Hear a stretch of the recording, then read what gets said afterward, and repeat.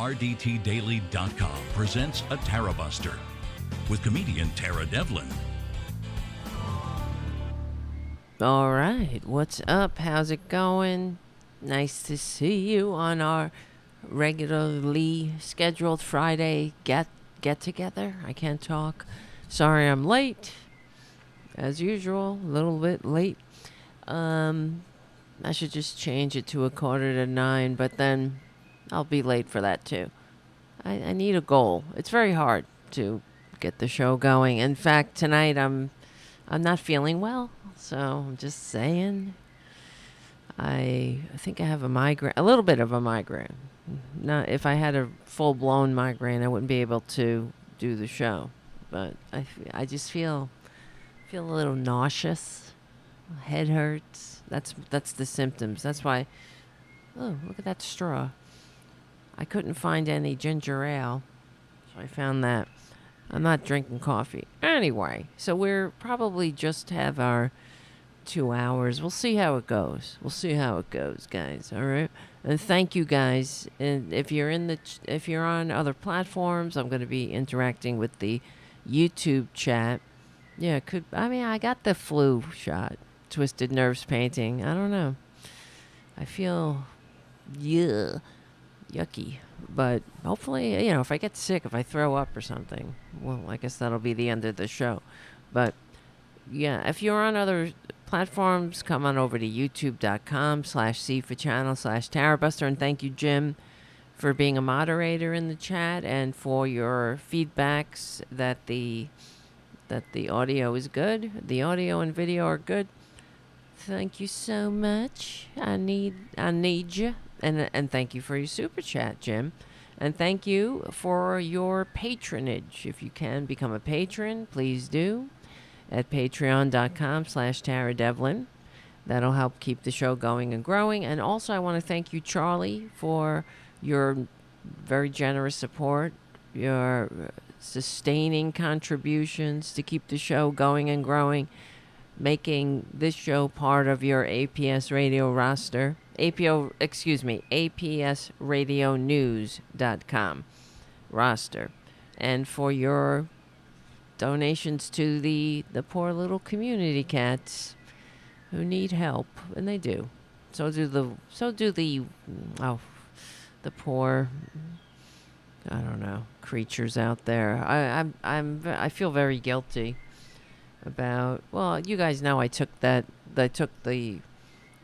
squirrels to the Wild Bird Fund, the little baby squirrels, and I don't know. Did I tell you this already? Oh, then one of the guys, who works where the squirrels were by the construction site, sent me a video of a squirrel pulling on a board because they had boarded up. This is like an old building.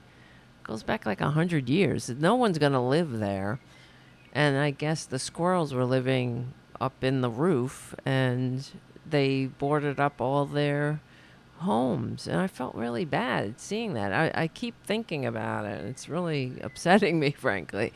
This poor little thing pulling on the wood that they had nailed. It can't get into its house. It just makes me want to cry. So I want to buy some squirrel houses and sneak them into the trees around there. I guess the squirrels will be fine on their own. They've lived for a very long time without me, but it was so sad. I don't even want to think about it. I can't show you this video because I'm going to start crying watching it. It's so sad. This poor little thing, right? It's probably all nice and warm. Then I hope they didn't board any squirrels up in there. That's the other thing that really gets on my nerves. Hopefully they were conscientious. They were conscientious enough to get the baby squirrels out of there. That could have been Mama. That's the other thing. Maybe that was Mama. But she didn't come back. And then I was guilty. I was like, did I do the right thing? But I couldn't leave them there at night. The sun was going down. What the fuck? It never ends. Heartbreak, right? All right. I wish I was. Well, I mean, I don't really.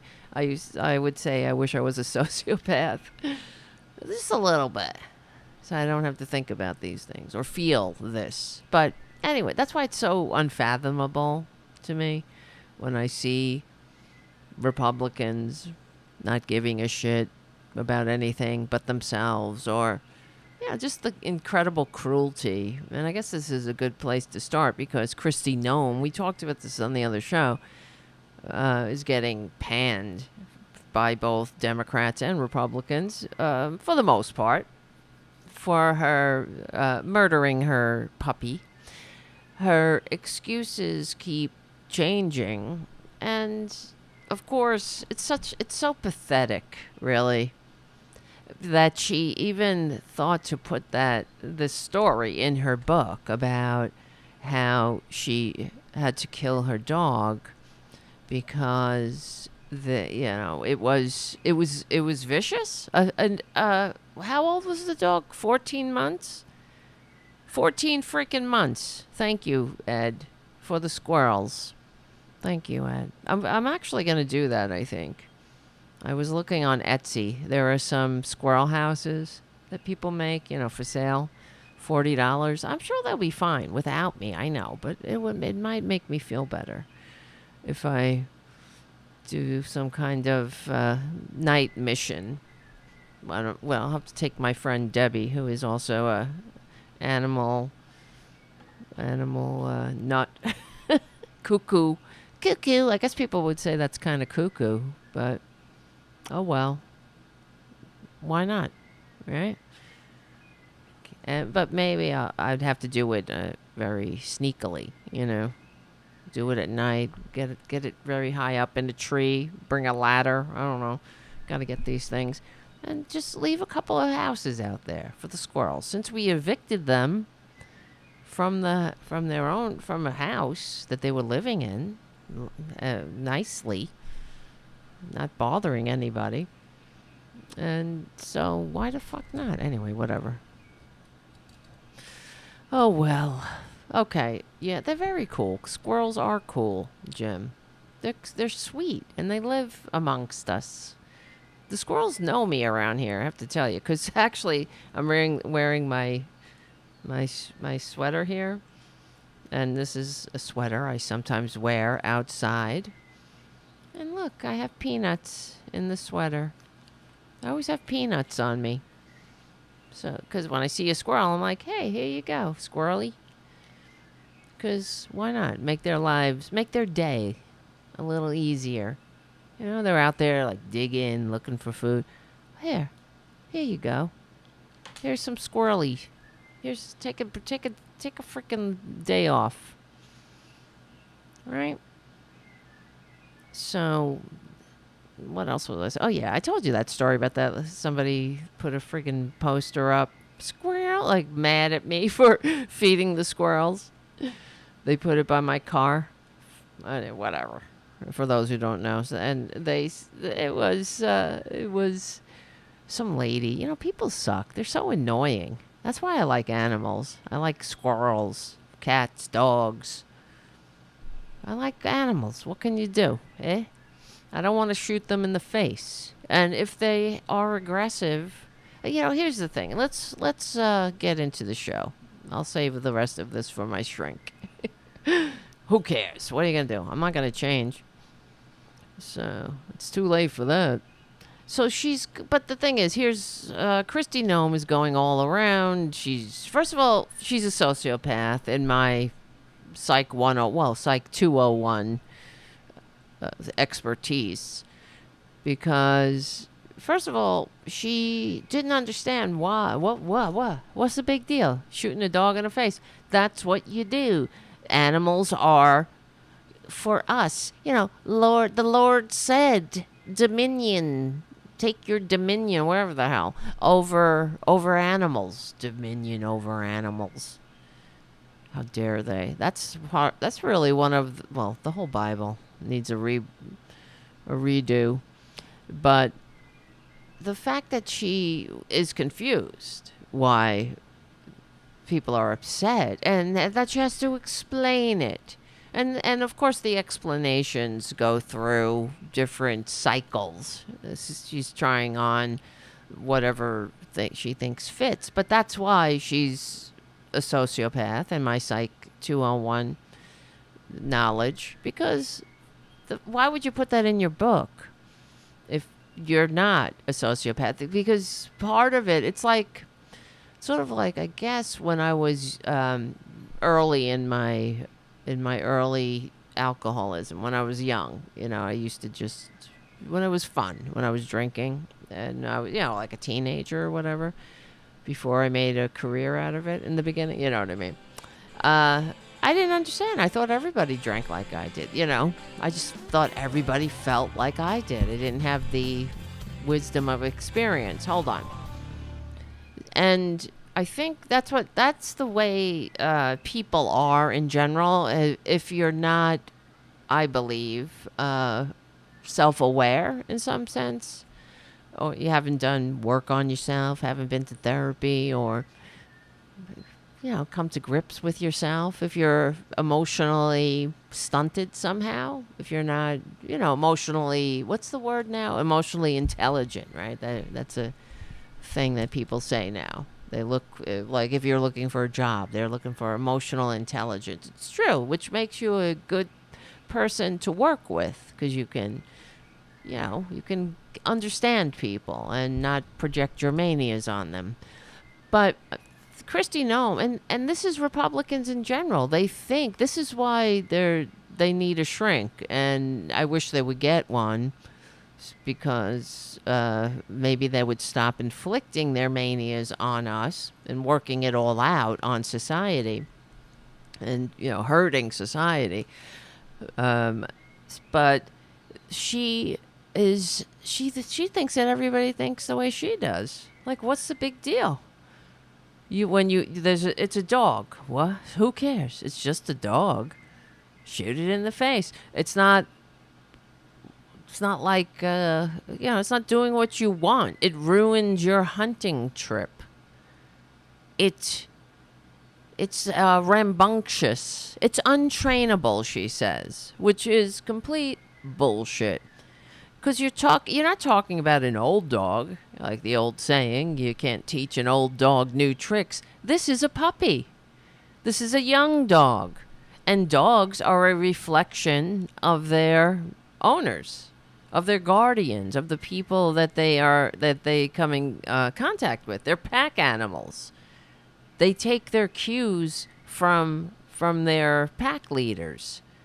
And it's like, that's the difference between, one of the many differences between dogs and cats, of course, because dogs are pack animals. That's why you can bring a dog anywhere, as opposed to a cat, because they're territorial. Bring a cat somewhere, it doesn't matter if you're sitting with them. They have to suss out the place for themselves, and then they'll feel safe. That's why it doesn't matter if you're like, it's okay. They'll flip out. They'll go hide. They need to figure it out for themselves. But dogs are different. You take them somewhere into a new environment, they're looking at you for the cues. It's safe here. Okay. That's why they could chill. That's why you can take them places. You can take them to the dog park. And so if the dog is untrainable at 14 months, that's you, Kristi Noem. That's you. She sucks. She's like, the dog was untrainable and aggressive and unruly and what. That's you. No, honey. That's all. You look in the mirror. Your animals are your mirror, just like your environment is your mirror. If your environment is has blood-soaked gravel pits, maybe you need to look at yourself. But that's a lot to ask for Republicans, because that takes introspection, and it also takes empathy and the desire to want to, be a good person, be a good neighbor. But Republicans are not in it they're not in politics. They're not in so-called government service for altruism. They simply are not. As every single one of their policies is testament to. Oh wait, I forgot to press a button here. And so let me see. Hold on. Kristi Noem. Hold on. I had to log out of all my accounts to clear the cache on my computer. I mean, on the friggin' browser. And so everything is kind of annoying at the moment. Let me see. Oh, damn it. Let me see. So let me see. I'm asking, because I wrote this down, but it looks like I'm going to have to ask again. I had everything prepared, whatever. List all of the excuses Kristi Noem, whatever, N-O-E, right, made for shooting her dog. Okay.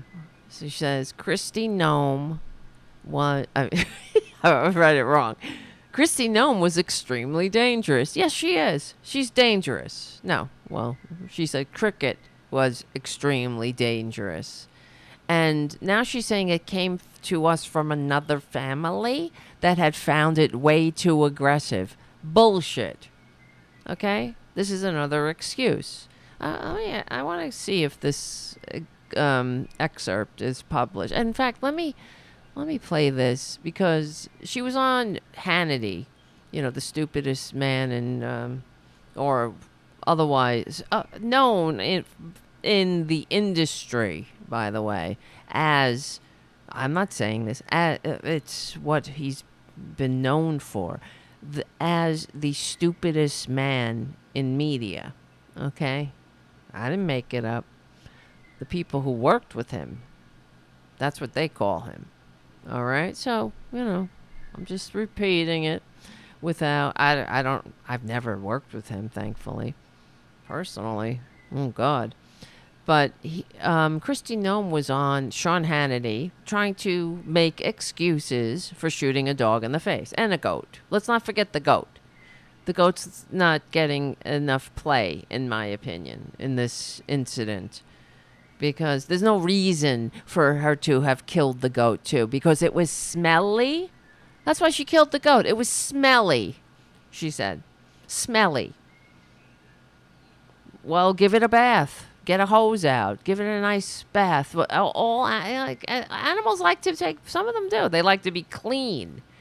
They have a sense of self. They have a sense of self-esteem. They don't want to walk around in filth, half of them. I mean, well, not pigs and whatnot. But they do prefer, I don't know, whatever. I know they lick their own asses and whatnot, but hey, a lot of people have habits that a lot of, cats are, like, for example, I had a friend stay at my house once when I went away, and I said, where did the cats sleep? Because they sleep in the bed with me when I'm here.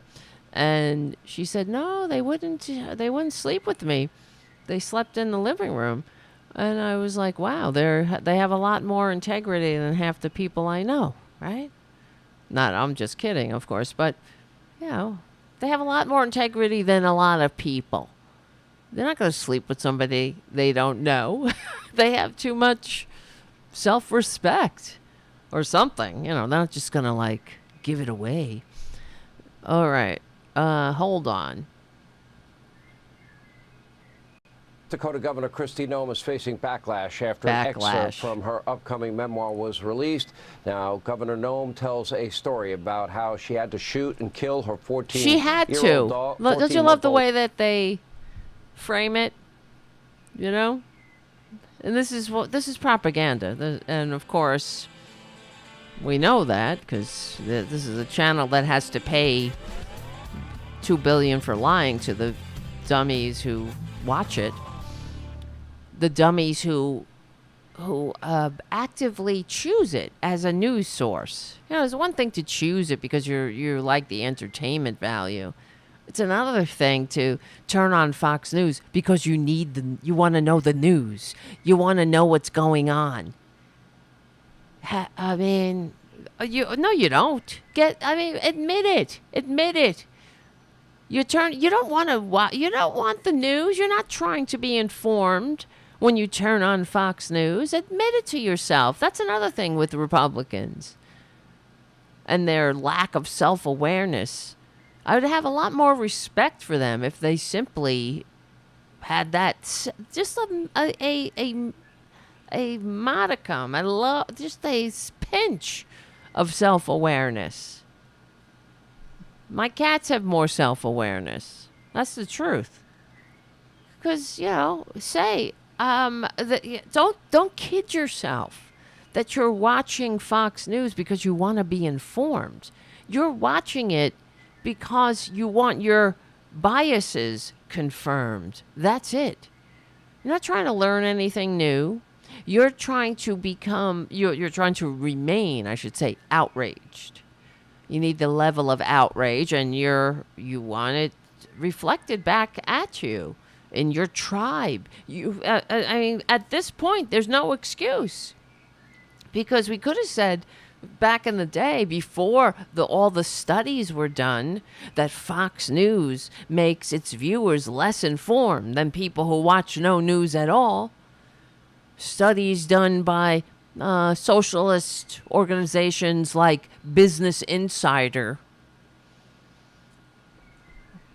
And all of the lawsuits, yeah, but they won't take in that information. Why would a company that's putting out the truth pay those who are suing the company for being the brunt, the victim of their campaign of lies? Why would they pay that company for damages? Why would a jury of Americans look at all of the evidence and say, yeah, Fox News, you know what? You hurt that company with your filthy lies. Because if you had the truth, you would show it. It would be part of the lawsuit. Who wants to pay the largest fine for defamation in American history? Who needs that? Well, Fox News paid it, and hardly a blip on the radar in the minds of the people, the viewers / victims who actively consume it. Why? Because they're not consuming news. They want to be amongst their cult, the cult of racists who live on Earth too, and they want to live in a world where elections are stolen from their dear leader, where everyone's picking on their dear leader, where democracy is nothing. There's no substance to democracy. It's just waving a big giant flag. And that's why I called tonight's show something about how patriotism is what did I call it? I forget, because I got to show you this video. Actually, before we continue with Hannity, I'll show you this video that I came across, and it really pissed me off. Well, not because it's waving a flag. This idiot is waving a flag, but here, let me play this. It's a video of a giant truck. For those who are listening audio only, it's a giant, one of these monster truck things. It's a monster truck thingy. Well, wait till you see it. With a giant flag. Okay, here it comes. Look at this shit. That's not special effects.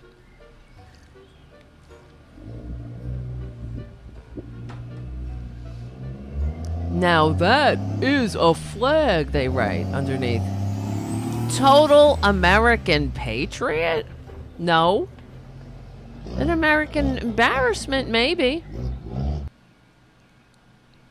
And then people in the comments were like, "Oh, I love it how all the libs are getting triggered by a flag." It's not the flag we're getting triggered by, and that there goes again. As Republicans, they get off on triggering their fellow Americans, and that's why they do things like that. It's not, but let me explain to you, if you're a Republican who's stopping by because you want to, masturbate or something. Patriotism is not a symbol. It is an action. It's a substance. There's the symbols of patriotism. I don't care how many giant flags you wave. All that says to me is you're overcompensating for something. You want to drive your giant loud ass truck through a neighborhood because you're obnoxious. You don't think of your fellow Americans. Fuck the general welfare. You just want to annoy people. That's what it's about. You want to annoy normal people, and then you want the cult or your fellow cult members to be like, yeah, drink those liberal tears. High five, high five. Now,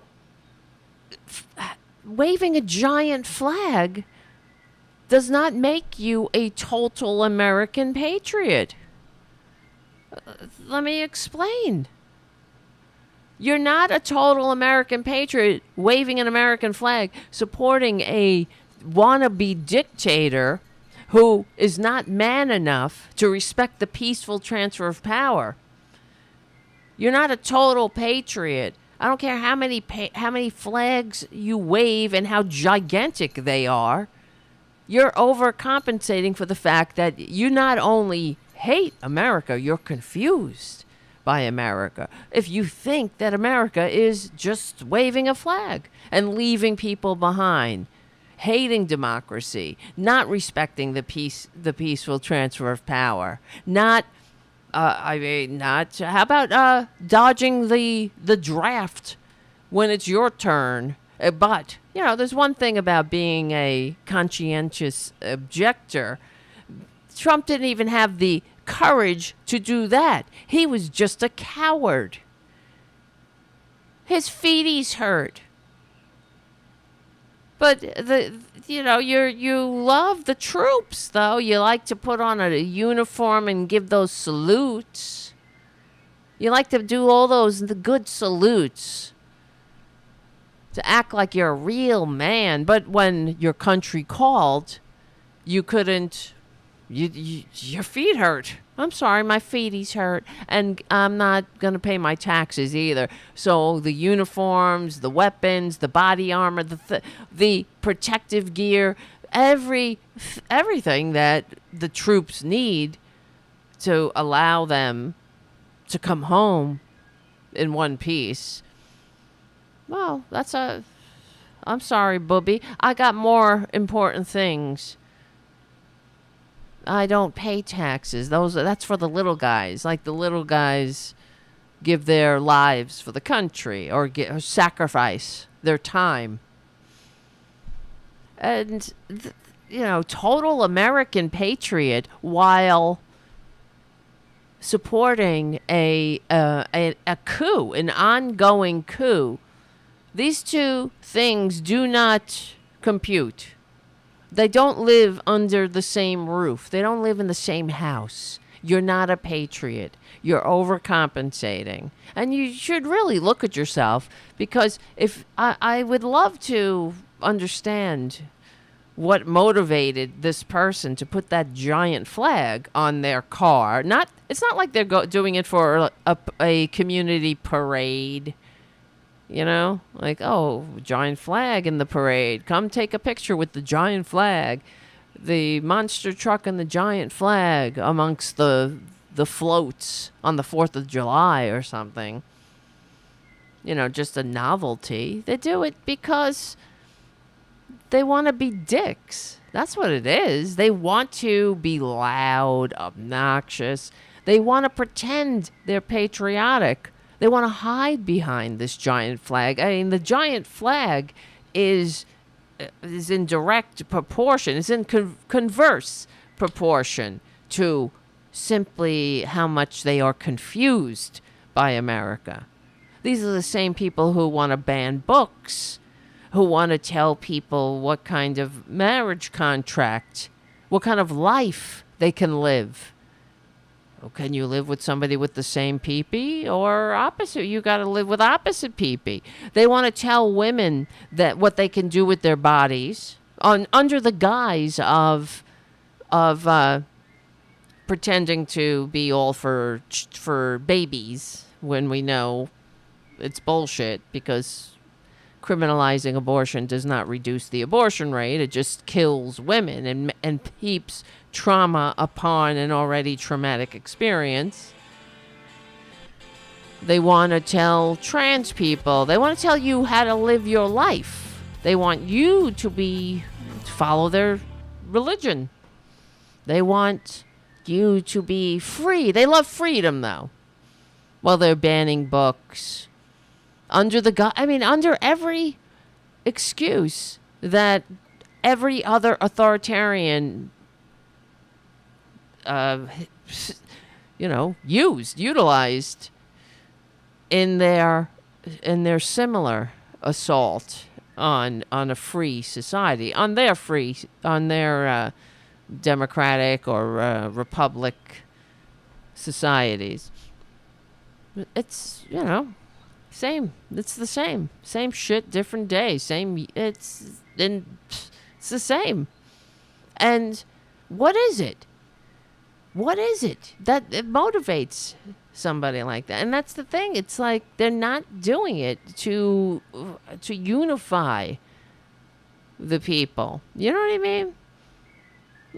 There's nothing sincere about it. It's simply to be obnoxious and to be divisive. That's the other thing. They're not doing it to be a good person to their neighbors. They're doing it to be an asshole. And it's all, it's like I said, they're simply hiding behind the symbols of patriotism when the substance is way over their heads. They hate this country. They don't understand this country. That's why they support a party that wants to limit your right to vote, that does nothing to make the American dream a reality. They stand in the way, yelling stop, as William F. Buckley said, as he described. They use the Constitution like they use the flag, as a cudgel, like they use the Bible. It's just another mania that they're working out on their community. I'm going to put this giant flag on my monster truck and ride around this residential neighborhood. Why? Yeah, everybody loves a giant, a loud truck zooming by their home. Right? I don't know. So the whole thing is an exercise in psychopathy. It screams, get help for yourself. But it also screams, it's like to me, it is akin to, or it's similar to a closet case. A closeted gay who can't handle it, so they act like, the straightest things going. I love women. I'm so straight, while they bash, actual gay people who, other gay people, I should say, who have courage to live authentic lives. But the closet case overcompensates. They might be a womanizer. Oh, look at our tits. Oh, what I do to her. Meanwhile,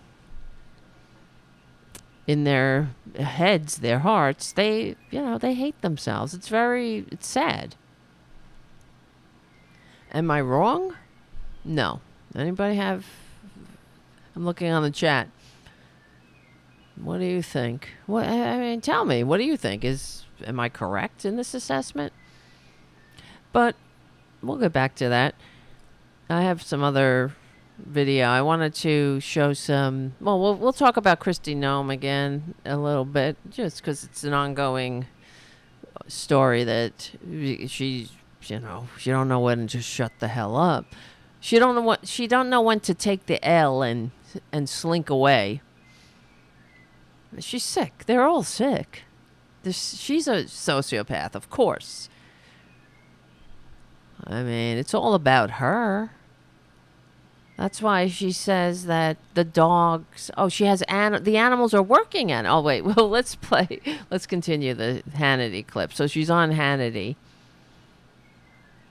making excuses for killing her dog. South Dakota Governor Kristi Noem is facing backlash after an excerpt from her upcoming memoir. After an excerpt. Story about how she had to shoot and kill her 14-month-old dog because the dog was untrainable and, quote, less than worthless as a hunting dog. She also wrote about killing her family's goat shortly after, saying the goat was, quote, nasty and mean. Nasty and mean, a goat. She had to kill a goat. Smelled disgusting. It smelled. Well, how do I hear that Trump is like farting up a storm in that courtroom. Nasty, mean, stinks. Hello. And she makes him her standard bearer. But the poor goat doesn't stand a chance, right? Because this is a kiss-up, kick-down party.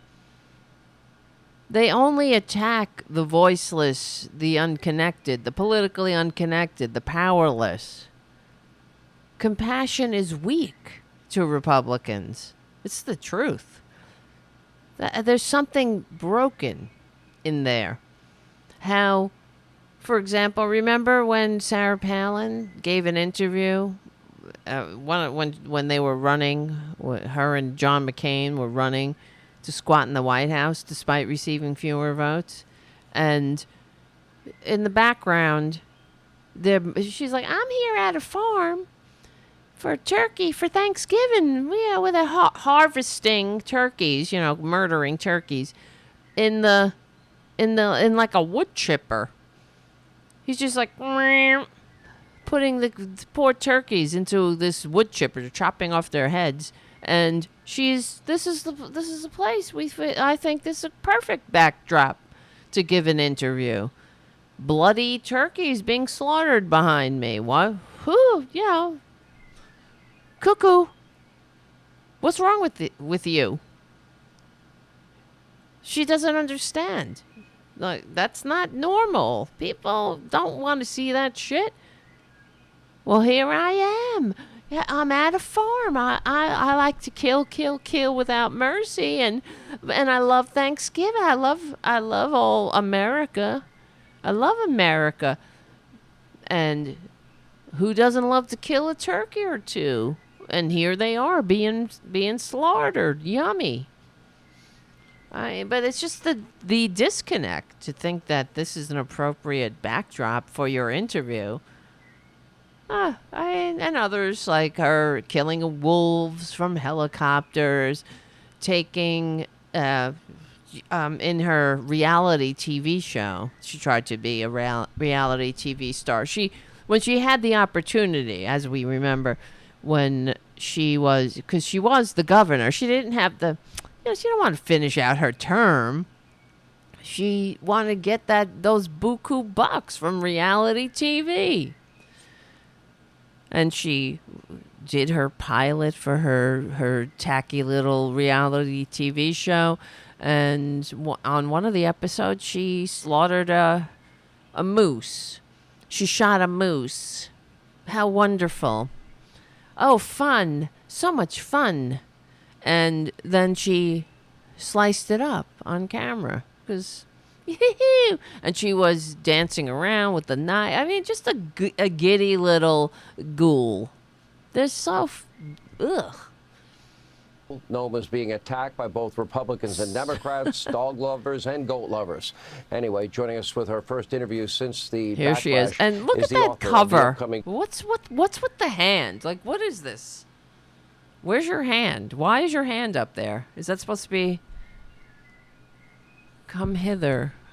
Come into my gravel pit, said Kristi Noem to the working class.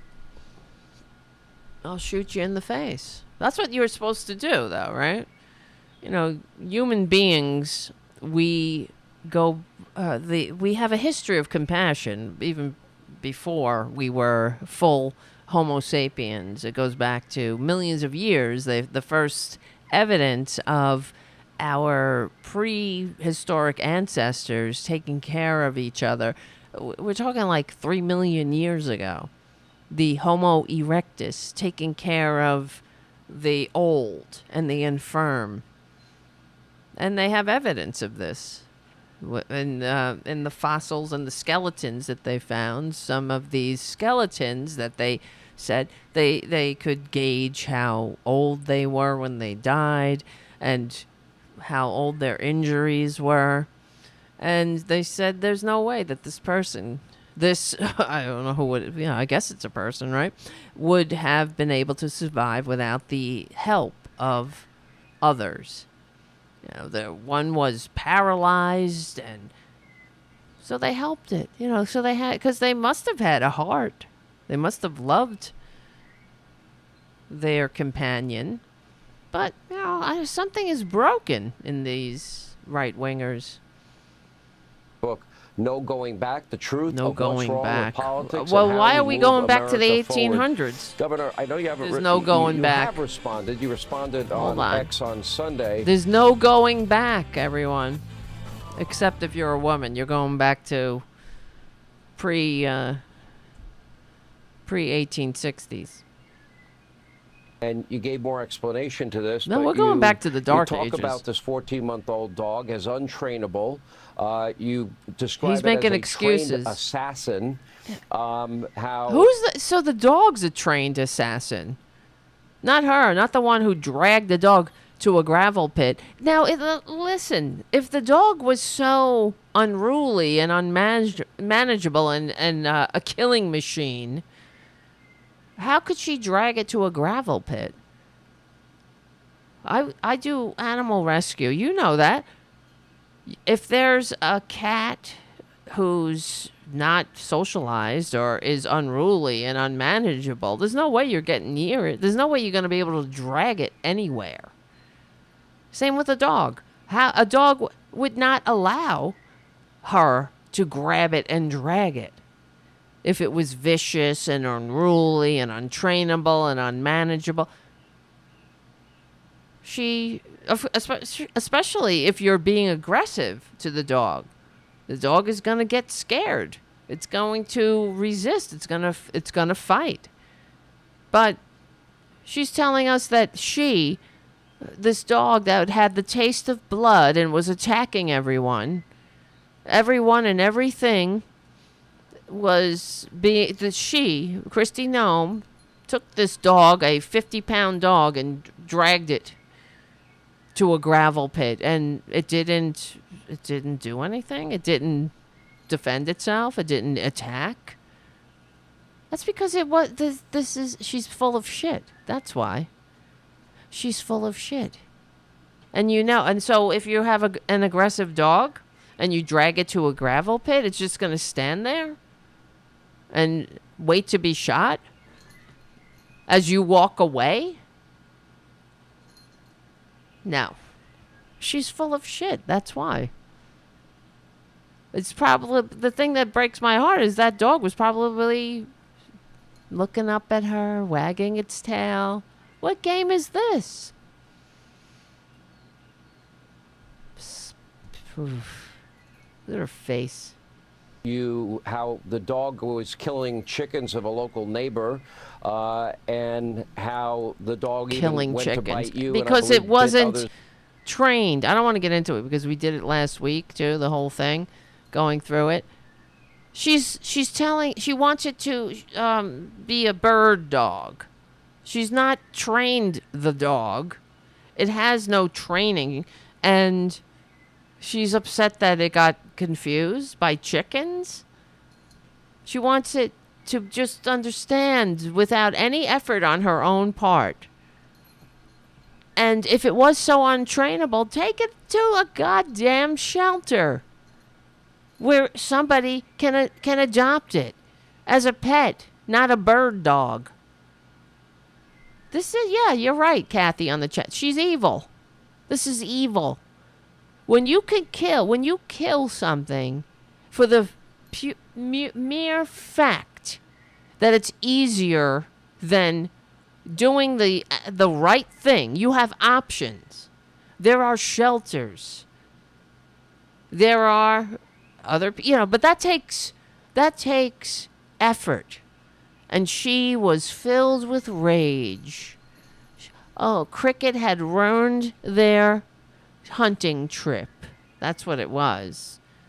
Because Cricket wasn't just pointing at the birds, because it wasn't trained. It was chasing the birds. It was a big game to Cricket, and she wanted to kill.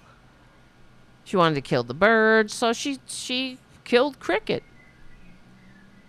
Couldn't kill the birds, she killed crickets. Yes, that's right. Twisted Nerves painting. Exactly.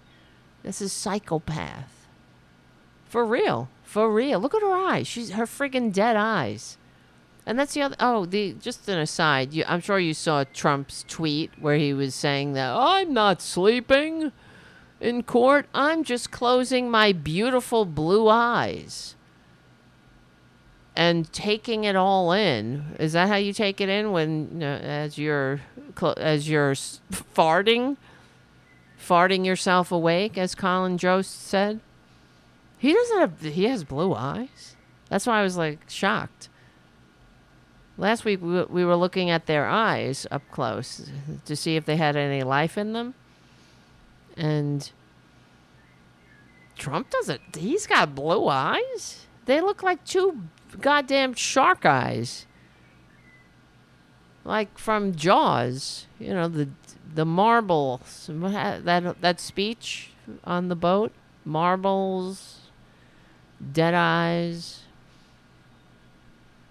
That's Trump's eyes. Tell us in your words why it came to that decision. Kill. I mean, unfortunately, dogs that are violent sometimes have to be put down. Yeah, but there's a process if that's the case. The dog didn't do anything. It was young. You just didn't have the patience or the time. Or who cares? Everything else, everything is an object to you. That's what it is. Cricket is an object. It's not a living thing. It doesn't have the right. If it doesn't do what you want, then kill it. And that's like Trump. That's why he can't have a wife that is the same age as him, that makes the mistake of waking up every day and getting older. He needs to upsell, or he needs to re-up, or whatever. What's the word? He needs to get a new wife. Because that's a reflection of him. And he doesn't understand that it is a reflection of him. His weakness, his tininess, his fragileness, his inadequacies. How scared he is, how small he is. That he can't have he can't have a woman on his arm that isn't a trophy wife. So that's why Kristi Noem, I mean, look at her face. She's clearly spends as much time in the plastic friggin' plastic surgery office as she does at the cosmetic dentist office in Texas, where, that's another Republican for you, though. They threw some money at her. And she's like, these are the best teeth. I couldn't get them anywhere else, not even in my own shitty state. No, not thinking about the dentists in your state. This is the greatest. Nowhere on earth could I get great teeth like this. Not even in my own shithole state. But I guess people, because you shot the dog, is there a difference which way you put a dog down? Yeah. I'm not really sure, but I don't know. Yeah, there is. There is. Is there a difference? Well, why don't you get out the guillotine? Maybe hang the dog. String it up. How about draw and quarter? Break the dog on the wheel. I mean, we're going back to the 1600s. Let's take out the old forms of execution. Cricket, it was untrainable. She needed to learn. Break her on the wheel. That's a pretty disgusting way to go. Right? There's so many ways you could have done it. Get out the what is that? The Pope's pear. Disgusting. I don't know. What's the difference the way you kill it? The goal is the same. Just kill it. Well, that's why here in America, because we're unabashed hypocrites, of course, but we don't hang people anymore. We try to execute people with the least amount of pain, regardless of what they've done. I mean, you know me. I'm generally against the death penalty, except for serial killers, but serial killers that's a whole other story. So, and sociopaths, psychopaths, right? Because if you're if you have no feelings and everybody is an object, okay, that's one thing. If you're just killing people, hurting people, that's another. If you kill people for fun, then you don't get to play in the sandbox. That's just my opinion. But dogs are a different story. 14-month-old dogs aren't a lost cause, But the lost cause is Kristi Noem. I don't think people understood it. I want to give you a chance to explain.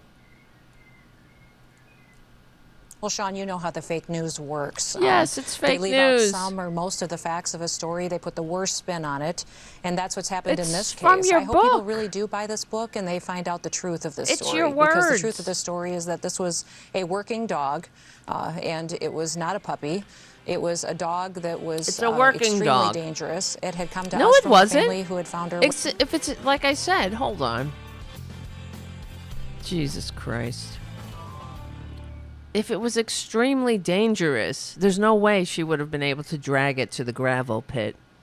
That's the truth. That's the goddamn truth.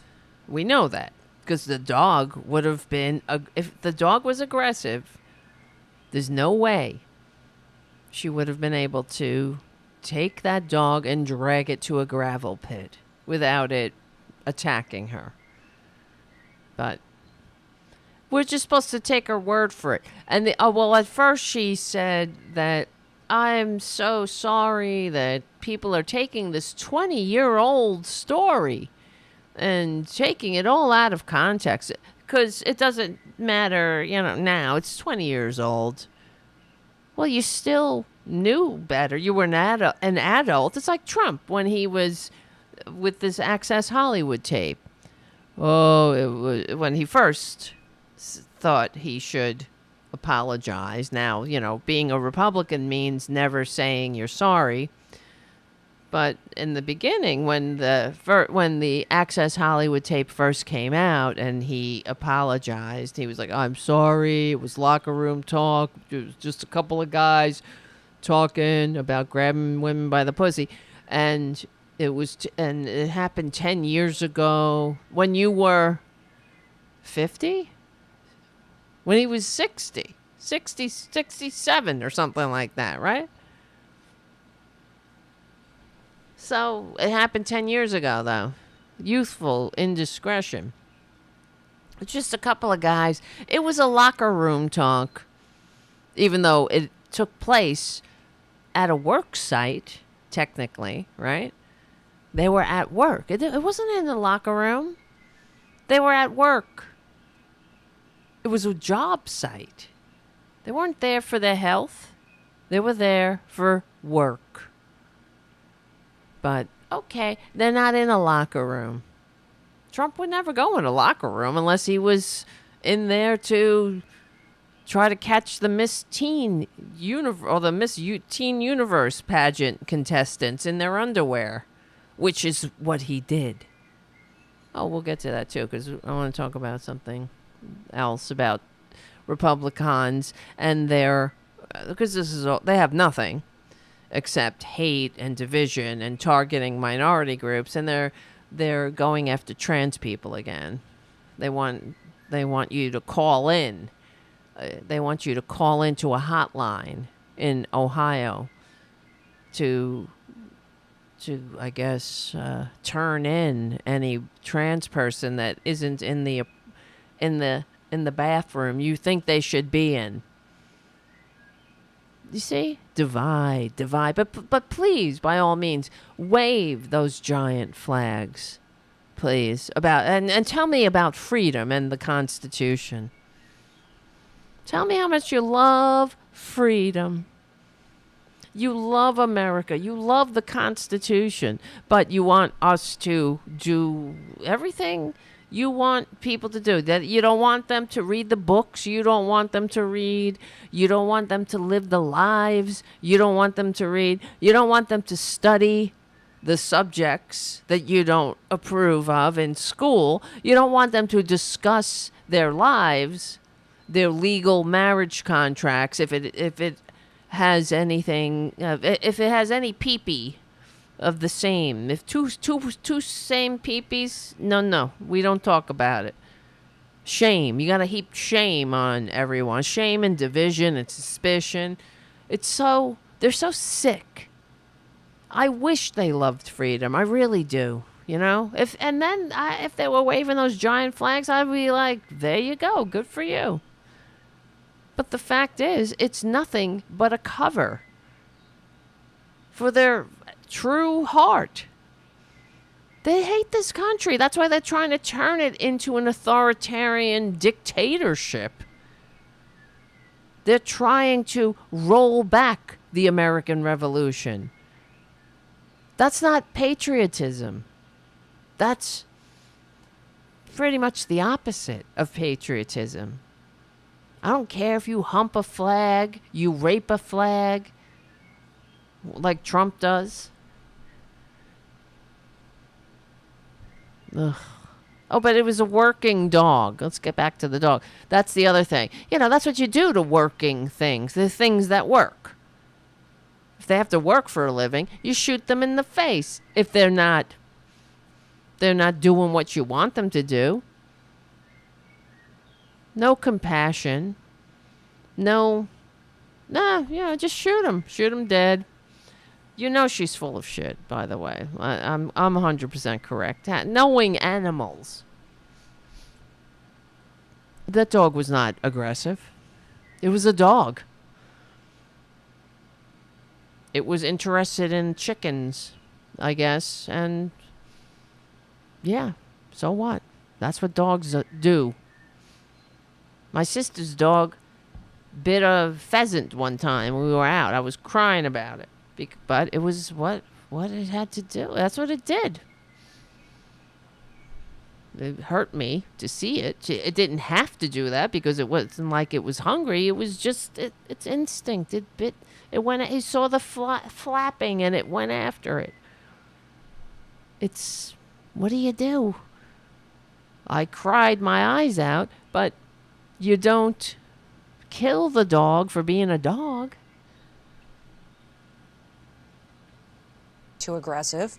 We were her second chance, and she Did she say that in the book, by the way, about we were her second chance? Bullshit. She wanted a hunting dog.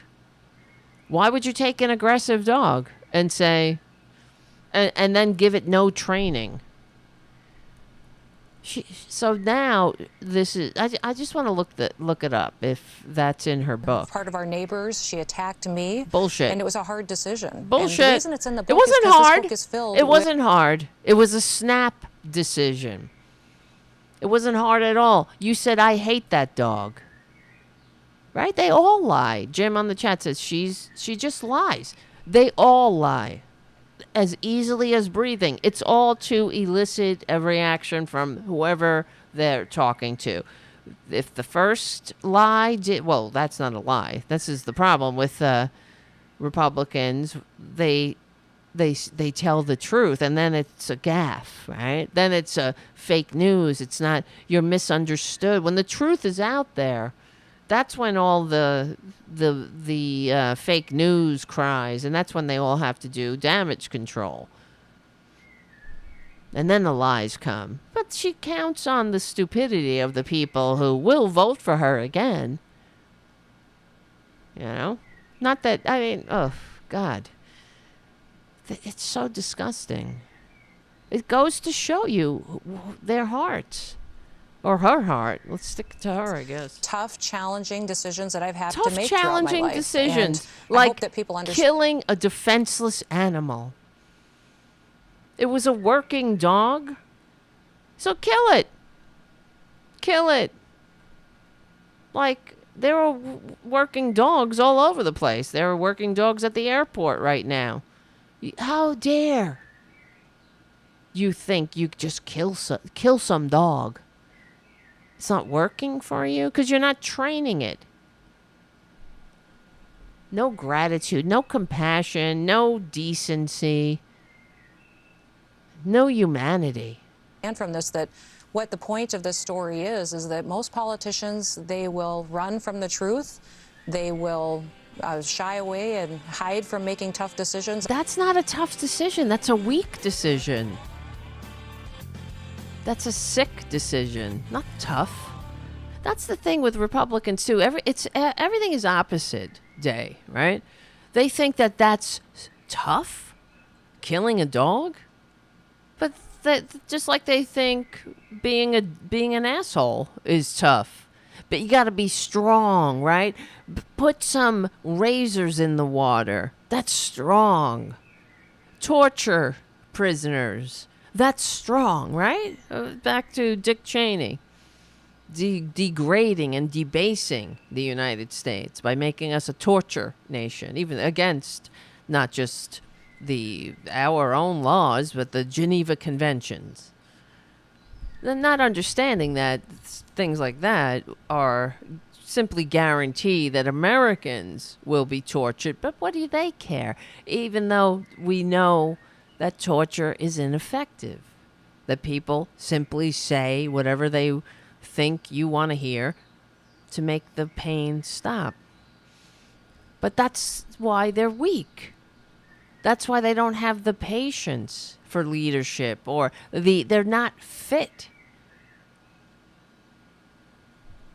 It was a working dog. Well, we better take note of that, because that's what they think of working people. You're nothing. That's why they love the troops, unless, or like Trump says, unless you're captured, but. Unless, like, for example, they love the police. Oh, support the police. Blue Lives Matter. Unless they're standing in the breach against the traitors trying to overthrow democracy. Then they're to be vilified. Like Michael Fanone and the other officers. I saw some Fox News. What's the guy who... Brian Sicknick, who died. Oh, he shouldn't have been a police officer. They were disparaging him because he died as a result of the attack that day. And they're making excuses. But, of course, Ashley Babbitt, who is a traitor who tried to overthrow the government and committed all sorts of federal offenses that day, including breaking through a locked door and trying to charge into the chamber. Where the cop was saying, don't do it. Why didn't she comply? She's their Hearst vessel now, though. I don't do either of those. I tell the truth and I make tough decisions. People attacked me during COVID for keeping my state open. They called that's me why wrong we have and a million attacked me dead. night after night on TV for not doing mandates and not forcing people Yes, to see, get they're very vaccines. good Monday morning quarterbacks. Now that we look back, and in the time when we were fighting COVID, when COVID was first a thing, there was no memory. No one was alive to remember the pandemic of the early part of the 20th century. And the Republicans are very good at pointing fingers and saying blah, blah, blah, nah, nah, nah. And you should have did this, you should have did that. They never work together to overcome our common issues, Now she's like, I kept my state open. I didn't say anybody should wear a mask because, we need people at each other's throats. We don't need to work together until we figure everything out. No, she wants to do her own thing. She wants to pretend she did everything right in retrospect when we didn't have all the information. But the other thing is, who cares about the million dead Americans? Who cares? That's what gets me so annoyed beyond and besides everything else. Is that they have no concern, just like she had no concern for cricket and the goat. She has no concern for the fact that there were 1 million Americans left dead. So there are 1 million families grieving the loss of their fellow family members, their friends, their families, their loved ones. Empty seats at the dinner table, empty, holidays.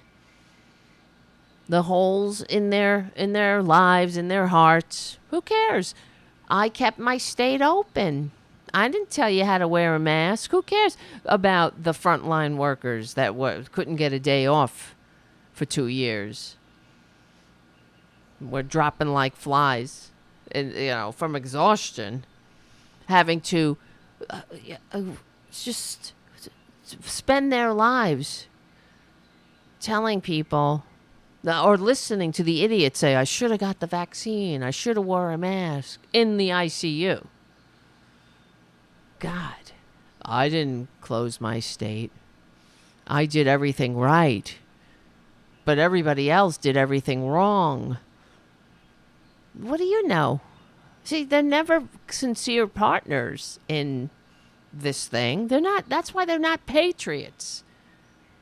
You're not a patriot if you're just an obnoxious asshole riding around in a truck with a giant flag who wouldn't give a shit about anybody, who wouldn't pull a hair. You wouldn't put a piece of frickin' cloth on your face during a pandemic if it saved somebody's life. Whatever.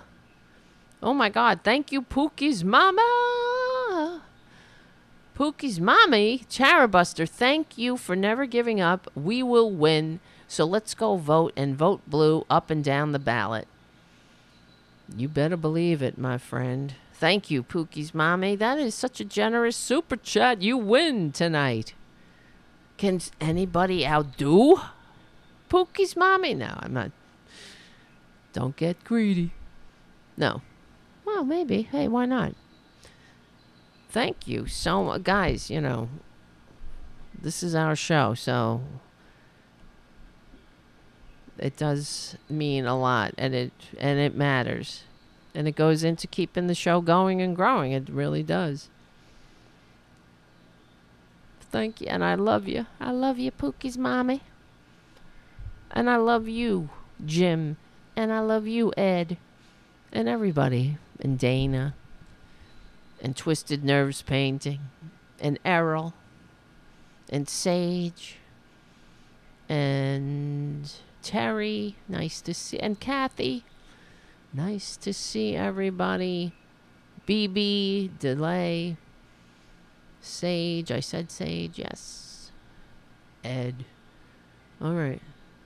And others. I see others. I don't know them, though. I see some other people. I can't see their names, though, but I know you're here, and I thank you for being here. All right. Well, I don't know. You know what? It's getting late. This whole thing, we already talked about it on the other show for the most part, but the main, because there's other things I want to talk about before we lose the Progressive Voices audience. But the fact is, this is what Kristi Noem said about Cricket. I hated that dog. Cricket was untrainable, dangerous to anyone she came in contact with, and less than worthless to me as a hunting dog. One day, she massacred livestock, and she's talking about a chicken, okay? It's not like she went and killed a bunch of cows or bulls or even the goat. I guess she could have lucked out and Cricket could have massacred that goat she hated. They should have put them together in a death match and took a video. You know, Republicans could pass that around at their next CPAC convention and discuss how strong they are. Because who cares? You know, that's what it means to be a Republican. It's never saying sorry, not having a heart, kicking down on anyone who requires a little help. Compassion is weak to Republicans, especially Republican females. You understand? Because in order to be a Republican female in a position of power, you have to be even more hateful and even more indifferent and even more without compassion, even more cruel than the average Republican man. Anything that is a traditionally female characteristic, you have to disparage as weak, except for, you know, you got to look like, you know, some kind of, that you have to look like they want to bang you. Like, you know, like Sarah Palin. They all like her, you know, they got the look. She's a MILF. They want to bang her. All the women in the conservative punditry, they have to have that certain look. You can't, and that's why they're always, the other thing is that because they're so childish too, and it's very sophomoric and actually really stupid and shows exactly who they are. But I'm sure you've seen those memes. Like, oh, conservative women and liberal. They'll have Rachel Maddow. They'll have a Tommy Lauren, you know, as if it matters. Is it side by side, as if Rachel Maddow's, you know, not attractive, but she's got a brain, so they hate her. Anyway, and it's so superficial too. It's like waving the flag. A giant flag without having without having an ounce of actual patriotism in your body. Hating your fellow American. You can't say you're a patriot, or I guess you could, but you're not. You cannot call yourself a patriot while hating your fellow Americans. It's impossible. And I don't hate conservatives. We've discussed this before. But if you are a conservative here, I'm just laying it out. I'm not trying to drink your tears, nor is anyone on the chat or watching the show now or later, or any of the patrons. No. We want you to have health care. We're trying to get you, retirement security, living wages, a decent life. If you want to go to school, go. We want your kids to come out of college without being indentured servants to banksters. We want them to have the great prosperity like our grandparents had. That used to be their birthright. A middle-class life was the American birthright. Now it's I guess you too can be a billionaire if you come up with some scam to sucker your fellow Americans out of their Social Security checks, like Trump bucks or Trump network vitamins or, Trump water, Trump magazine, Trump University. A scam created as a scam. So, speaking of patriotism, today, well, that Trump he's in court. He's a whiny little bitch. He's a liar. And this is how we know they got nothing. And they're not interested in governance. Like, for example, let me just play this clip before I get to this other clip. But... And I know you'll be extremely happy to know that the new Biden policy is to let men into every girl's bathroom. That sounds reasonable. Really? Every bathroom, every locker room, ladies get ready because the men are coming in. The men are coming in, just like Trump went into the Miss Teen pageant to get a glimpse of their nubile breasts. But, of course, that's a filthy lie. Ladies, get ready. You're going to get raped. Not if you're not if you're not around, I guess we're a little bit safer. But, he is an adjudicated rapist. He is a serial sex offender, like a serial bankrupt. But they just lie. Just like Kristi Noem lies. Oh, it's not, it's this, it's that, it's the working dog. It was a tough decision. It's fake news that was ripped right out of the pages of my book. But, anyway, we know that Trump is in New York. We can all smell him from the courthouse, trust me. It's like after September 11th, the air smelled like the attack. And it's kind of the same in a different way. It smells like a very bad diet. But because during the White House Correspondents' Dinner, it came off. Colin Jost was pretty good, even though Trump was like, Colin Jost bombed, everything sucks. Because he was good, and he doesn't want his cult to go look that up. But Colin Jost ended his set with a story about his grandfather, who is was a Staten Island firefighter, died recently at the age of 95, but not before he was able to vote for Joe Biden in the election. And he was he said he voted for Joe Biden because he's a decent man, and he is. We could tell he's got feelings, he's got a heart. And one thing I think about, and we know this for a fact, it's not just the thing, because we all know that Joe Biden ran for president, wanted to run for president numerous times, and he didn't run for president the years after his son died.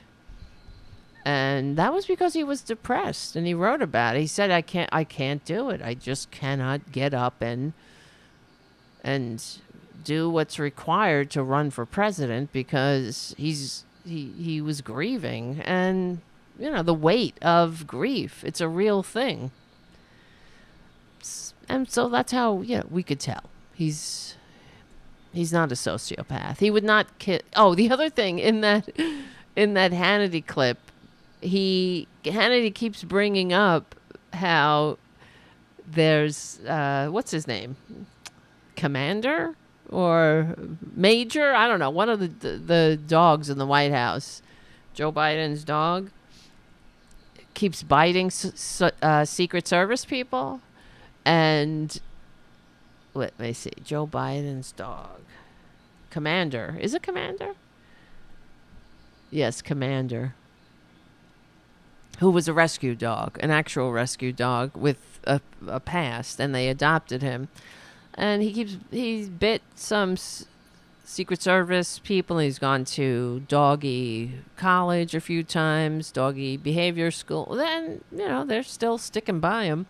And Hannity kept bringing up how many times is he going to allow Commander to bite somebody before he does the right thing? So we should encourage the president to shoot the White House dog?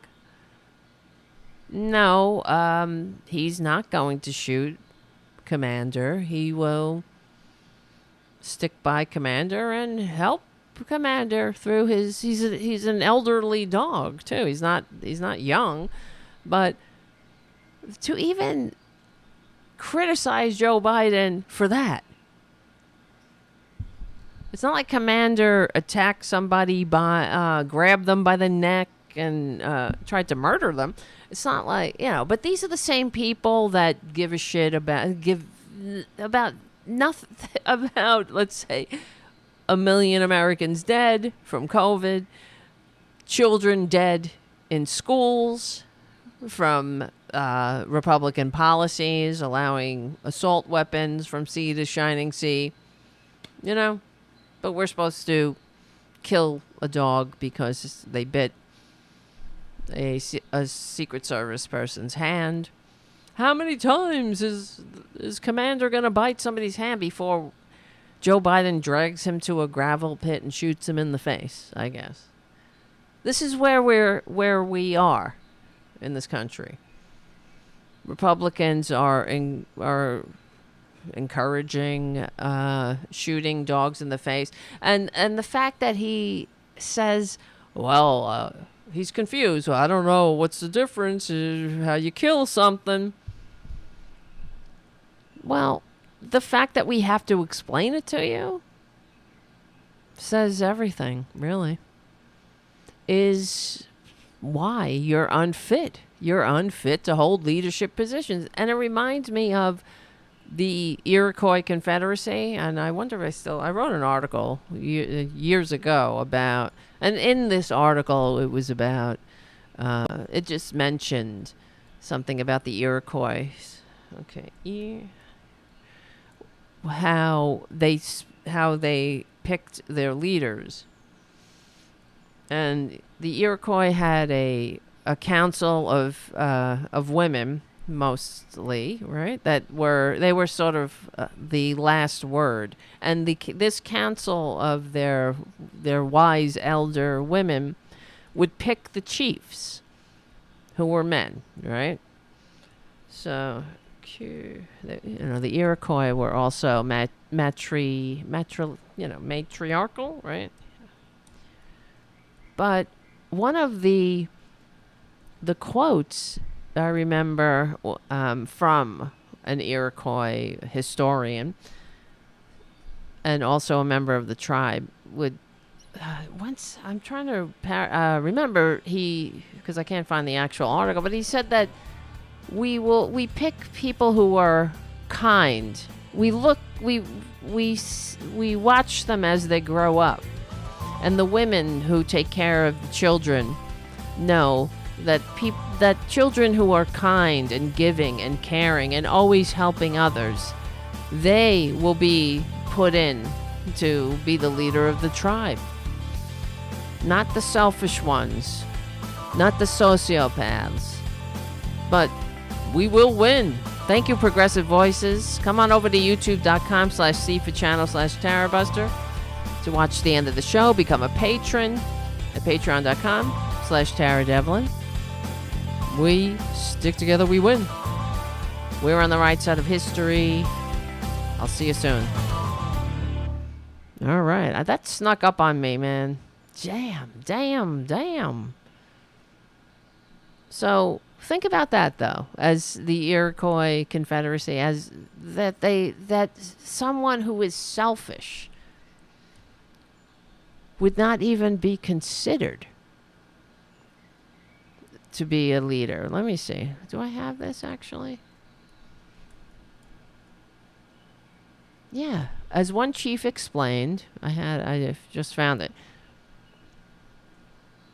dating back 1,000 years, the Iroquois Confederacy is the oldest living participatory democracy on Earth. Though the model for our own. The Iroquois Constitution hails a few more evolved differences. One being that women were specifically tasked with the major roles in government, and the other being that all decisions had to be made with consideration as to how they would affect the seventh generation into the future. Fast forward to today's conservatives who proclaim to love the Constitution but have absolutely no understanding of its roots. And to think about this, you talk about the Iroquois Confederacy making decisions on how it affects, how their decisions will play out 7 generations from now. And look at the Republicans of today. Forget 7 generations from now. They're taking us 7 generations in the past and more, dragging us back, going back to laws over 150 years old. Disgraceful. That's where they're going. It's not a coincidence. It's not an accident. Haven't I been saying it for years? They're not just rolling back the progressive era. They're not rolling back the New Deal, the Great Society. They're rolling back the American Revolution. You better believe it. And all the while waving those giant flags. Those flags will just keep getting bigger. Bigger and bigger. They're going to need 2 trucks. They're going to need an entire battalion of trucks for the size flags they're going to wave as they destroy the very system the founders created. They fought a revolution to create and entrust to us. But to continue briefly with this thing I wrote, this thing of mine, it was a tirade on the Progressive Voices back in the day when I used to do the 2-minute tirades. So, in the Iroquois Confederacy, women had final approval as to who could or could not hold positions in government. The Iroquois believed that since women primarily raised the children, they knew what kind of people they were. As one chief explained, children who are kind, unselfish, and always helping others are considered for future leadership positions, not just the chieftain. Sadly, these aren't really terms that come to mind when thinking of conservatives, and especially now, it keeps getting worse. After all, conservatives today, and this article was written, when the hell did I write this? Let me look at this date. It's a long time ago, years. 2014, it's 10 years old. After all, conservatives today actually venerate a sociopath, Ayn Rand, who wrote a book literally called The Virtue of Selfishness. And let's not forget that. But before I go down this rabbit hole, Trump this is what pissed me off. I was so annoyed when I saw this. So Trump's in New York, farting himself awake, as Colin Jost said, and complaining that it's cold, he needs a shawl, and lying, of course, saying a gag order, just like he said that Joe Biden is making men go to women's bathrooms. He's lying, saying that his gag order means he can't testify. And, of course, there are some dum-dums who believe him, I'm sure. They believe everything that comes out of his mouth. That's how sick they are. And, I mean, of course he can testify. It's in the Constitution, right? He's allowed to testify, but he wants his idiots to believe he's a victim. Professional victimitis is another trait that conservatives share. But he went to a firehouse here in New York, and this is what's so annoying, and it's so transparent too, because Colin Jost told the story, said that his his grandfather, who had been a Staten Island firefighter, voted for Joe Biden because he's a decent man. And, non-coincidentally, Trump, I'm sure that triggered Trump. So he decided to go to a firehouse in New York. And I know where this firehouse is, of course. I've walked past this firehouse many times. And he brought some pizzas for the firemen. Right there. And this just irritated the fuck out of me. As you can see, you're even bringing some pizza in. Oh, he's bringing some pizzas. And the idiots, it annoyed me. I know it's very low, but we don't really need to hear it. He called them, this is the other thing, it's called the FDNY. He called it the NYFD. Of course he did. Because, he doesn't know anything about the fire department. But the thing is, they're suckers and losers too, right? They work for a living. They run into burning buildings. Some of them died on 9/11. And I don't have the rest of the clip, but who cares? It doesn't matter. He shows up. All the firemen are there. People are outside applauding him shamefully. But what really pissed me off was the firemen then there. Because I was like watching that and I thought, shame on you. It's like, oh, well, there's Margot. And the last show we were discussing, Margot mentioned something. Margot on the chat, for those who don't know what I'm talking about. How Margot's friends said that they were going to vote for Trump or something. And what should you say to them? And I said, tell them shame on you. Just like these firemen. How dare they? And when tomorrow comes around, because I just saw that clip right before we went on air. Oh wait, what, tomorrow's Saturday? I guess I'll have to do it Monday. But I'm calling up the fire department and saying, how dare they? How dare they allow that con man to use them as a prop and denigrate the entire fire department? And according to, of course, the conservative outlets, they were some of the firemen said, "You need to win," and shaking his hands. And another said, "You have to save America." Save America from what? From what?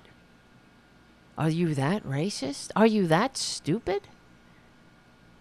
And of course, you understand that they are very picky. I highly doubt, because according to this video I saw, there were people outside cheering, "Yay!" They get their Trump supporters to go into a barricaded area, and according to what I was seeing, they had closed off the street for the con man to come down. So, it's all a manufactured show for the dupes to think that he's popular. He's not, of course, especially in Manhattan. New York hates Trump. And when there are no chosen audience, like when he goes down to the courthouse in the morning, people are outside. There are more people who hate him standing around his tacky Trump, tower, saying, chanting, "New York hates you." So, as he goes into his limo to go to court, or whatever he goes into, I don't know. He wouldn't take a city bike, that's for sure.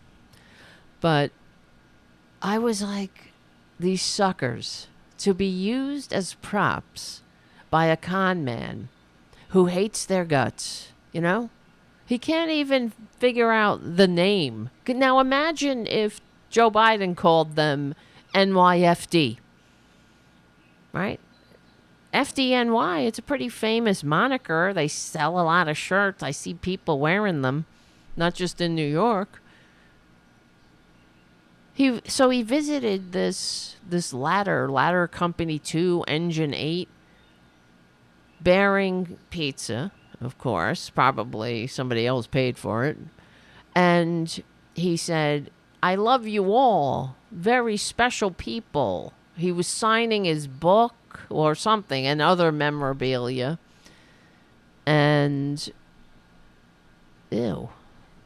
But I thought, when I saw that, it just disgusted me. Because, the firefighters, if they are, of course, some of them, I'm sure, love Trump. But why? Why? Probably because he's just as racist as the people who love him, and that's it. Because you gotta be a special kind of dupe to vote. To be a union firefighter and vote for Trump or Republicans. There has to be something else you're getting out of it, and it's not because you're not getting a decent middle class life because Trump has done everything in his power to make your life harder, to make your life worse, especially when it comes to unions. Hold on, wait a minute. Oh yeah, here we go.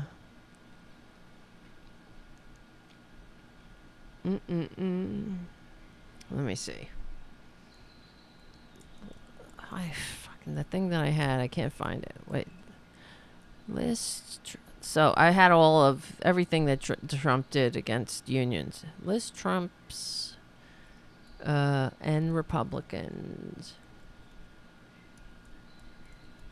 Hold on. Attacks on unions. Okay.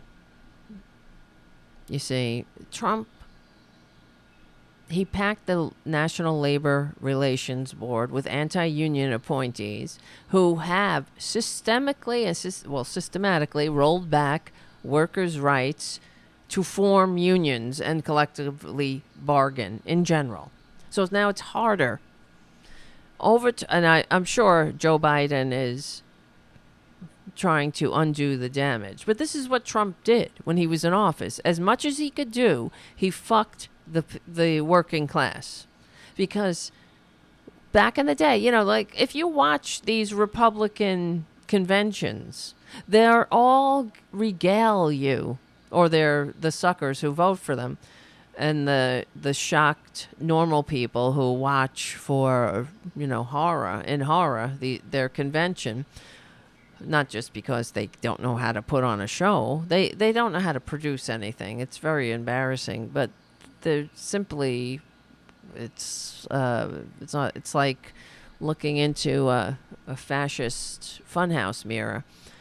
But they go, they'll regale you or us with stories about how that daddy worked in a coal mine, or grandpa worked in a coal mine, or he was a carpenter, he did this, or he was a firefighter, or they'll tell these stories of how they pulled themselves up by their bootstraps somehow. Their daddy worked and they were able to go to college, and how they're the epitome of the American dream. But they will forget the rest of the story, as if it's all them. They did it themselves, like babies. Like my niece used to say, "I'll do it myself." Right? That's like a child who thinks that, they did it themselves. Yeah. It's not mommy, it's not daddy. You did it yourselves. Yeah, okay, you did it yourself. And the fact is, they're talking about a time in American history where we had a 35% unionized workforce that their policies destroyed. And that's why when you hear Republicans, especially in the Senate, you hear these old crackers from the Senate talking about young people in college and how dare they. Like when Joe Biden is forgiving student loan debt. Well, don't go to school. Don't take out loans. I didn't have to take out loans. They talk about how they did it all themselves. I worked at a gas station. I didn't have to take out a loan. When school was free, when you could go to a good college for free, you didn't come out as an indentured servant to banks. That was before Reagan. You know, they long for, or the stories they tell are, you know, the time in American history that their policies destroyed. They talk about, my daddy, when he worked in a union. I mean, no, they don't say union. He worked in a coal mine, but they neglect the union part. They neglect that he worked in a coal mine that was unionized, thanks to the fact that, you know, we had a unionized workforce, 35% unionized workforce that laid the ground for non-unionized workers. So, and we had trade and tax policies that protected the workforce, that the workers had a voice. They had a seat at the table thanks to unions. And they also neglect to talk about how, or of course they do, they lived in a, you know, daddy helped you pull yourself up by your bootstraps in a time when there was a 90% top marginal tax rate that prevented the creation or the development of an intergenerational aristocracy that as Teddy Roosevelt called the bloated fortune, that would commonly was understood as being detrimental and dangerous to democracy. And people understood that you had to tax. Even Thomas Jefferson wrote about it. And how do we prevent an aristocracy from developing? Well, he wrote about progressive taxation. We need to tax so we don't have an aristocracy develop that could challenge government, that could overthrow government. Because that's why Republicans hate government. They hate government when they talk. Because when they say they hate government, what they're saying is they hate democracy. They hate having any checks on their greed. So, you know, but they'll pine for the time. They will tell the dupes, "Oh, remember the good old days," as if they did it themselves. No, it was government policy that created the great prosperity and a unionized workforce. And it's good that Joe Biden is embracing unions and there's a revival of unions, but we got a long way to go to overcome the stupidity, for one thing. As if, you know, the average Joe has the power to negotiate with a giant corporation that doesn't give a shit about you or your family. You know, they give their CEOs $250,000 a month pension. I'm talking about the CEO of AT&T. He left AT&T not too long ago. And he got like a $250 million golden parachute on top of a $250,000 a month pension as a reward for presiding over downsizing.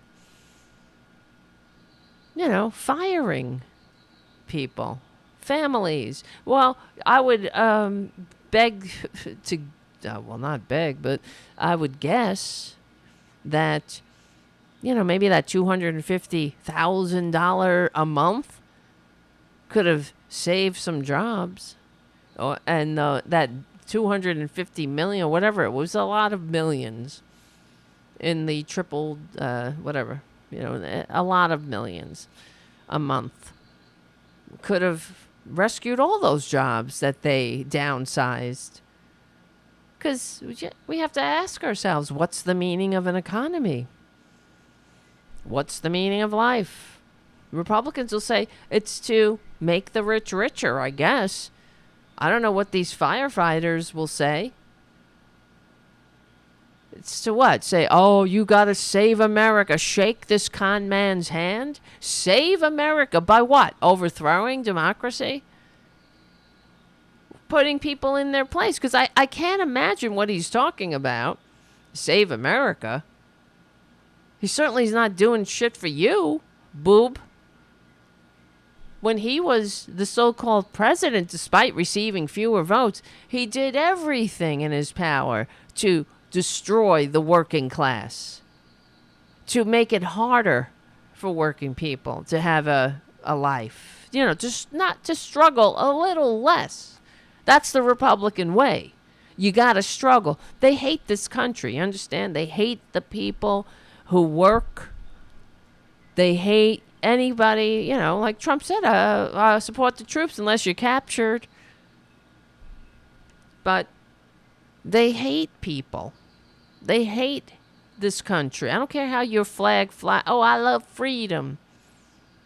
The freedom to not give a shit about anybody else but themselves. But what do you love? They think that the American people are just lazy. They got to be kicked. They got to be desperate. But they want you desperate, so you don't pester them for a decent life. That you don't think you deserve a seat at the table. You're just hanging by a thread. You don't want to pester your betters. You want to fly under the radar. So, and if they get somebody else, I got mine. Sucks to be you. Oh, well. Until it's you. That's why, and these idiots on Twitter just lapping up all the hate and every hateful, divisive bullshit that comes out of their hero's mouth besides, Trader Trump, Elon Musk, all these horrible people just spewing vomit into their heads. Making them hate. Just tickling the hate that they have for other people. Everybody's, out to get them. Everyone's taking from them. And they have nothing to offer but the hate. As Trump just said, he lied right to their face. Oh, men are coming into your bathrooms. Be afraid, women. Oh, we got to be afraid of you, Trump. Like when Trump was the president, despite receiving fewer votes, he overturned long settled law to make it more difficult for employees to organize unions and to protest. He restricted the workers' ability to communicate with coworkers about workplace issues. Divide people, keep them silent, keep them divided, keep them apart. He also did nothing when the employer, even though it's against the the National Labor Relations Board laws and rules to retaliate against employees that try to organize unions. He did nothing to help the employee. He sided his administration, his sham National Labor Relations Board, like the sham illegitimate Supreme Court he has, that he shoved on there despite receiving fewer votes by hook and by crook with the help of Moscow Mitch. Made it harder for unions to win representation by extending the time between the petition to file a union, the notice that you file, that the employees file, and say, we're forming a union, we're going to have a vote. So Trump made it a very long time until that election happened so the boss and the corporation can do all they can to stop you. So they have the time to do anti-union campaigns and intimidation, and because you got no protection. Trump never has your back. He never has the back of the great people that he supposedly surrounded himself with, right?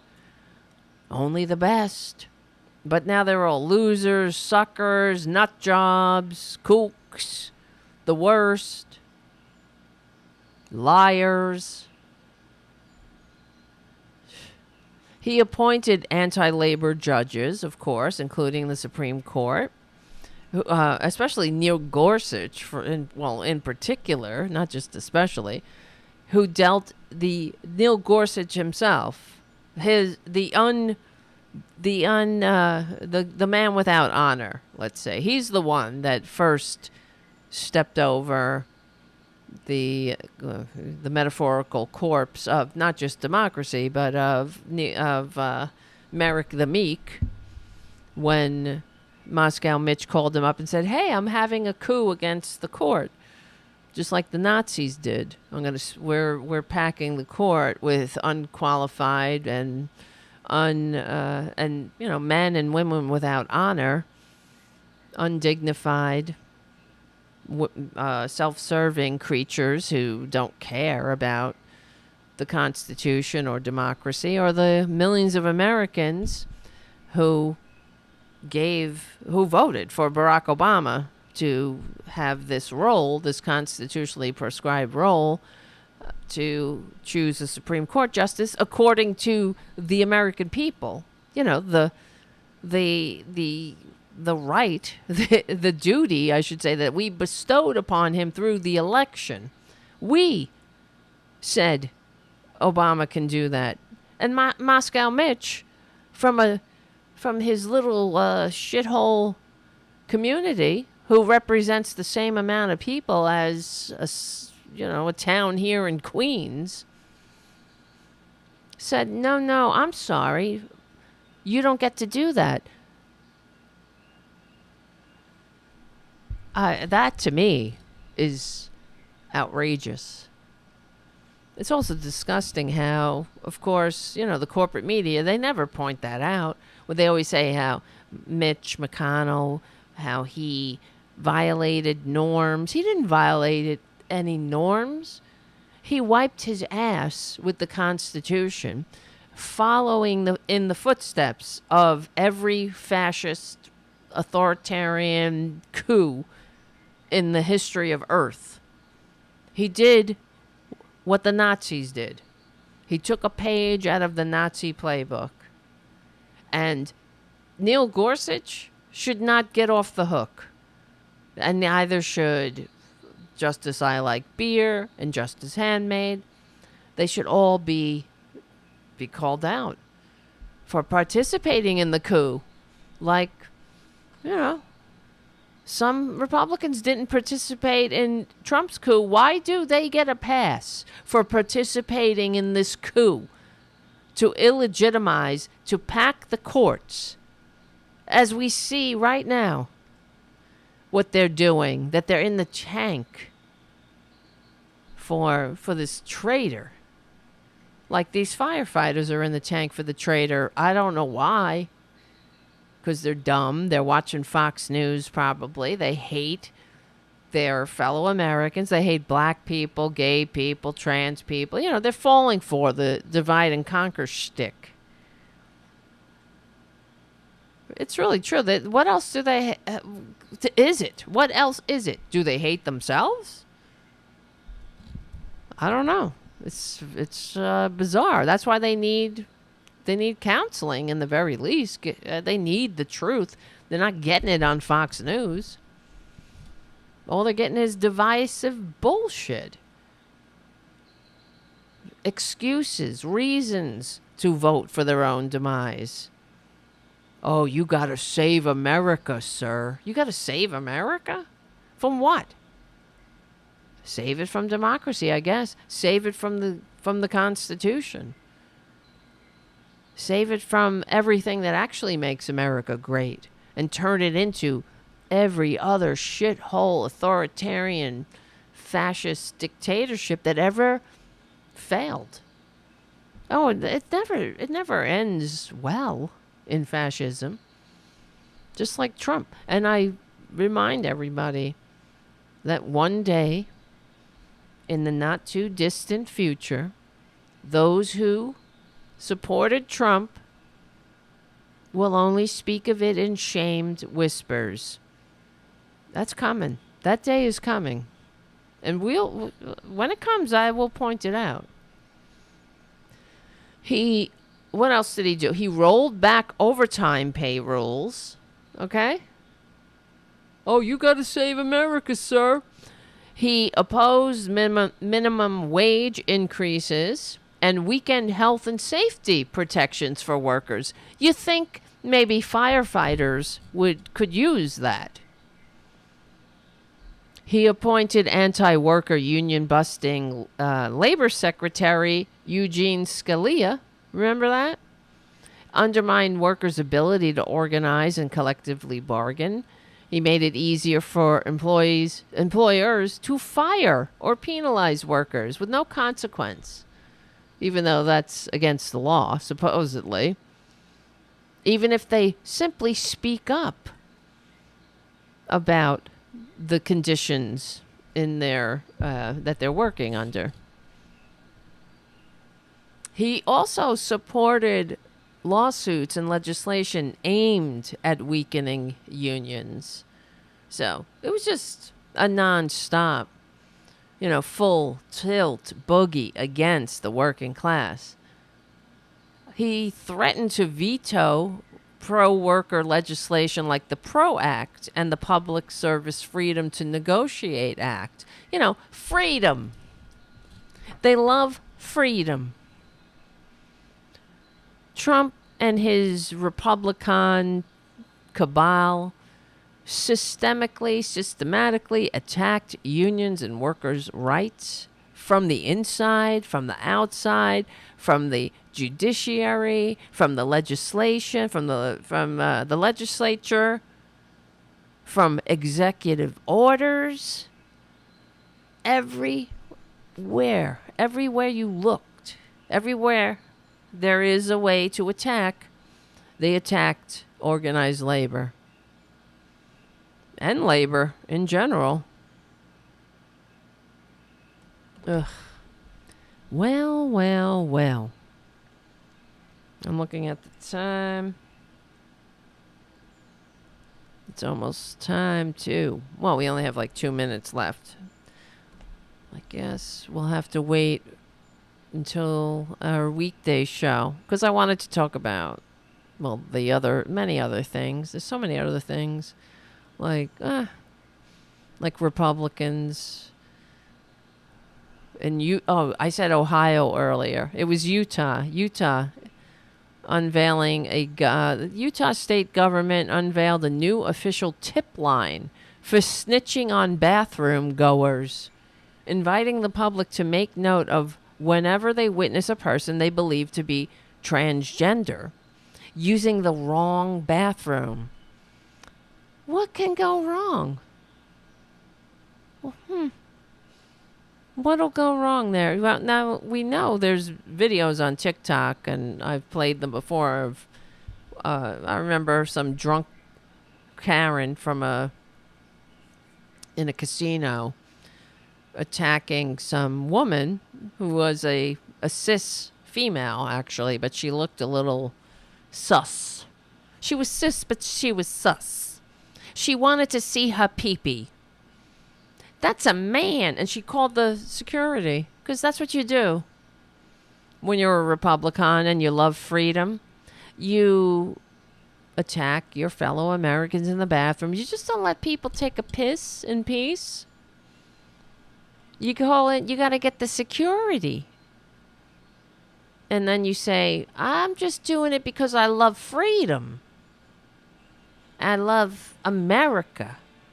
Can't you see my flag, an eagle on my shirt? Oh, God. But listen, guys. We will win. We will. Because we're on the right side of history. We're on the right side of decency, dignity, democracy, humanity. Thank you so much, Charlie from APS Radio News, for all you do for the show, for all you do for the community cats, and for little Booty Boo. Check out APS Radio News and all of the other independent media voices over there. Thank you, Pookie's mommy, Irene. Thank you, Ed the Second. Thank you, Jim. Thank you, patrons. Patreon.com/Tara Devlin. I'll see you soon. Whatever. I don't need to think about the music. The music is really for progressive voices, and they've already pieced out, so. All right, listen, guys. I'm a little, as I said earlier, under the weather. I need to go lay down like Booty Boo. Isn't she cute? She's the cute. You know, I gotta walk around with a camera and take videos of her. I think I told you she likes to sleep on her face. It's very cute. I need to do a montage video of Boudica sleeping on her face. And when she wakes up, so she's just like flat on her face.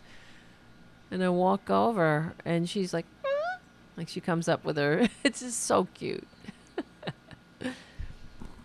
This Wednesday, I don't think I'm gonna. If we have, I can't do a show Wednesday because I am otherwise engaged on Wednesday. Let me see. It might be hard this week to do a show during the week. Oh shit. Yeah, I'm not sure if I can. It will have to be Tuesday. I'm not sure if I could do it on Tuesday, though. But, all right, well, I'll try. We haven't had a Tuesday show in a long time. I'm actually putting it on my calendar. It's difficult, though. Yeah, no, I can't do it Wednesday. I can't do it Thursday.